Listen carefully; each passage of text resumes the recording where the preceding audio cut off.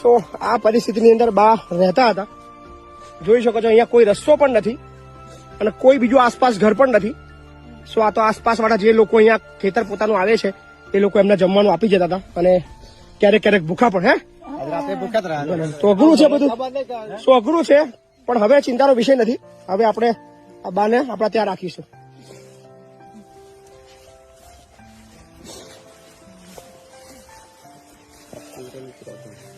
એક તો સાપની બહુ બીક છે. સાપની બી બીક છે એમ?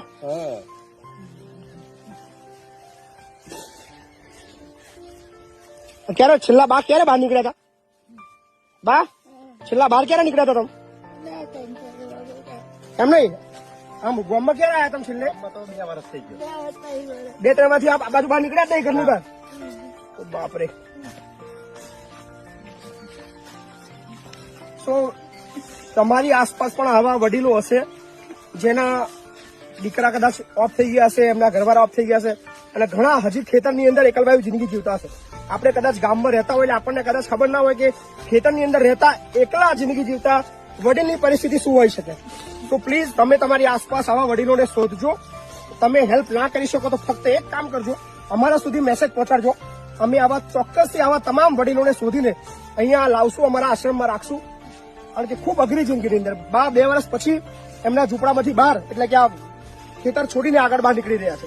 રસ્તો અહીંયા કોઈ છે જ નહીં, કોઈ બીજું રહેતું પણ નથી. એટલે ખૂબ અઘરી પરિસ્થિતિની અંદર બહાર હતા પણ હવે એમનું જીવન બદલવાનું છે. પણ બેન નહીં હતું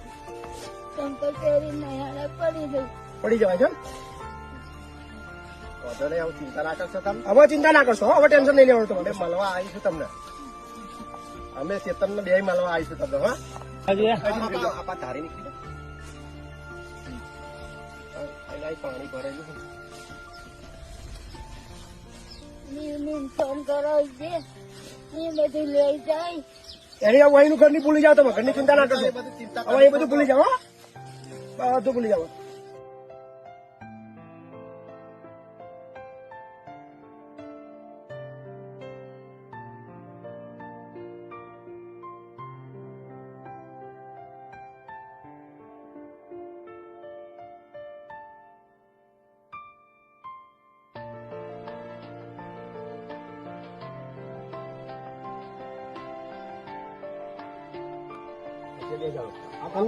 નેચે નેચે પગ આગળ રાખો.